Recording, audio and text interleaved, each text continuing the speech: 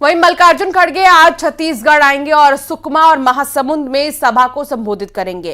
कांग्रेस के पक्ष में वोटों की अपील करेंगे और देर शाम दिल्ली के लिए वो रवाना हो जाएंगे। मल्लिकार्जुन खड़गे का दौरा रहेगा। दरअसल आज छत्तीसगढ़ के दौरे पर मल्लिकार्जुन खड़गे आ रहे हैं और जिस तरह से अब तक चुनाव प्रचार में मल्लिकार्जुन खड़गे ने कुछ ही सभाओं में हिस्सा लिया है, लेकिन आगे चुनाव कैसे लड़ना है ये तो तय हो गया है। लोगों के बीच क्या वादे रखने हैं, लोगों के बीच बतौर राष्ट्रीय अध्यक्ष मल्लिकार्जुन खड़गे किन बातों का जिक्र करते हैं, ये भी देखने का विषय होगा। हालांकि इनके निशाने पर अब तक केंद्र की बीजेपी सरकार रही, जिसमें उन्होंने ये दर्शाया कि बीजेपी की सरकार राज्य की सरकार को अनदेखा करती है, सौतेला व्यवहार करती है। आज देखना होगा किन विषयों का वो जिक्र सुकमा महासमुंद में करते हैं। और छत्तीसगढ़ के सियासी संग्राम में डिप्टी सीएम टीएस सिंहदेव का फोन हैक होने की खबर से राजनीतिक बवाल शुरू हो गया है। सिंहदेव को फोन हैक होने का एक ईमेल आया था जिसमें सुरक्षा संबंधी खतरे का अलर्ट है। टीएस सिंहदेव ने इस ईमेल का स्क्रीनशॉट मीडिया में शेयर किया, जिसके बाद पूरी कांग्रेस पार्टी कांग्रेस की तरफ से केंद्र सरकार को प्रदेश बीजेपी पर टूट पड़ी है और ऐसे में टीएस सिंहदेव ने भी स्वतंत्रता के उल्लंघन का हवाला देते हुए इसे गंभीर बताया है। दरअसल जो ये पूरा मामला है एक ईमेल से जुड़ा मामला है, जिसमें सुरक्षा संबंधी खतरे का अलर्ट टीएस सिंहदेव ने ईमेल का स्क्रीनशॉट शेयर करते हुए साझा किया, जिसके बाद पूरी कांग्रेस पार्टी केंद्र की सरकार को प्रदेश बीजेपी पर टूट पड़ी और टीएस सिंहदेव भी स्वतंत्रता के उल्लंघन का हवाला देते हुए इसे गंभीर बता रहे। और दरअसल कांग्रेस पार्टी केंद्र की बीजेपी की सरकार को प्रदेश की सरकार के खिलाफ बताने लगी और आरोप लगाए जा रहे हैं। ये संदेश भेजा है कि आपका एप्पल आईफोन सर्विलेंस में डाल दिया गया है, तो ये बहुत गंभीर स्थिति है और हर नागरिक को जो संविधान में एक निजता का मौलिक अधिकार मिला हुआ है उसका सीधे तौर पे हनन है।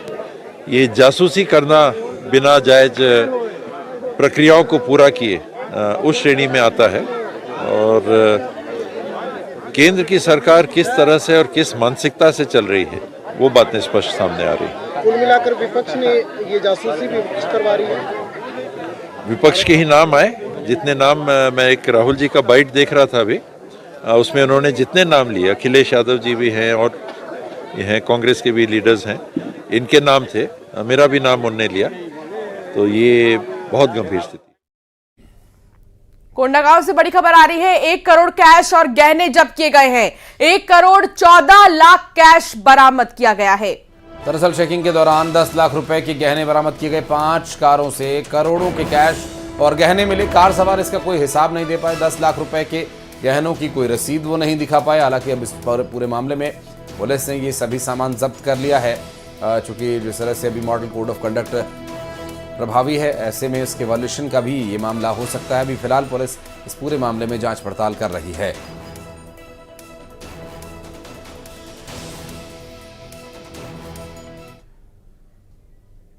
और बढ़ते आगे आपको बता दें कि रायपुर से एक बड़ी खबर आ रही है, जहां 33,50,000 रुपए कैश जब्त किया पुलिस ने और 33,50,000 रुपए जो जब्त किए गए दुर्ग निवासी लालचंद खत्री से ये बरामद हुए हैं। इसी के साथ आपको बता दें कि अमानाका थाना के पास कैश मिले हैं। चेकिंग के दौरान 33 लाख बरामद हुआ है।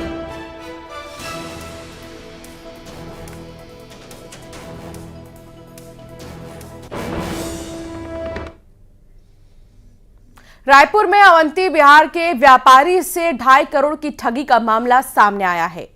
दरअसल बसंत गुलतानी नाम के व्यापारी से स्टार्टअप के नाम पर 2.5 करोड़ रुपए की ठगी की गई। वहीं पुलिस ने मामले में कार्रवाई करते हुए गुरुग्राम के दीप सिहाग पर मामला दर्ज किया है।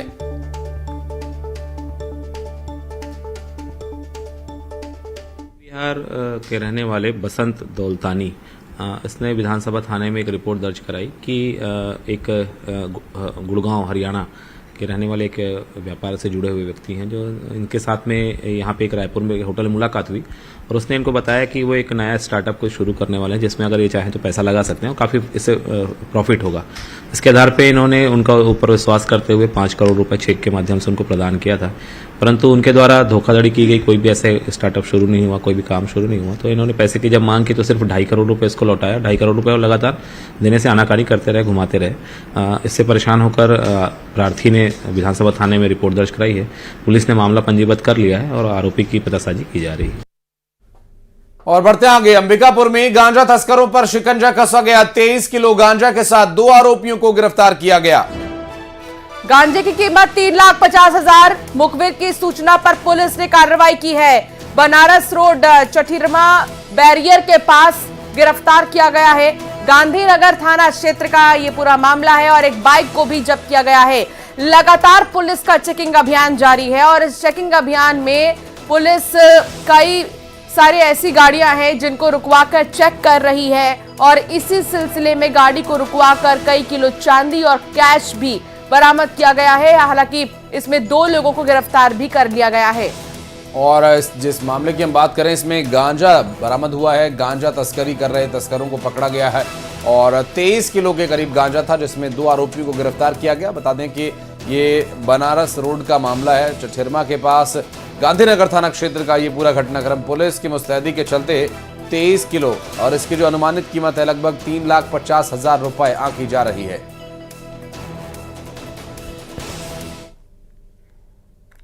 छत्तीसगढ़ से खबर। जहां छत्तीसगढ़ विधानसभा चुनाव की तैयारी पर उप मुख्य निर्वाचन पदाधिकारी यूएस अग्रवाल ने प्रेस कॉन्फ्रेंस की और मामले में जानकारी उन्होंने दी। उन्होंने बताया कि कुल 1,219 अभ्यर्थियों ने नामांकन दाखिल किया, जिनमें से 139 अभ्यर्थियों के नामांकन को निरस्त किया जा चुका है। मतदान के लिए 24,128 मतदान केंद्र बनाए गए हैं। वहीं चुनाव की वजह से बरती जा रही सख्ती के दौरान 39 करोड़ रुपए से ज्यादा कैश, गहने और अन्य सामान जब्त किए जाने की भी बात उन्होंने साझा की। विधानसभावार सूची हमने शेयर की है यारो साहब के साथ, वो आपसे शेयर कर लें। आचार संहिता के दौरान जो जब्तियां इस अवधि में की गई, उसमें जो कैश रिकवर हुआ है वो 10.43 करोड़, लिकर 33,534 लीटर जिसकी वैल्यू 1 करोड़ रुपए है, ड्रग्स नारकोटिक्स की वैल्यू 3.11 करोड़, प्रेशियस मेटल कीमती जो धातु हैं वो है 184.13 किलोग्राम जिसकी वैल्यू है 14.82 करोड़। दूसरे सीजर्स हैं 10.15 करोड़। तो टोटल सीजर इस दौरान 39.53 करोड़ का अब तक हो चुका है।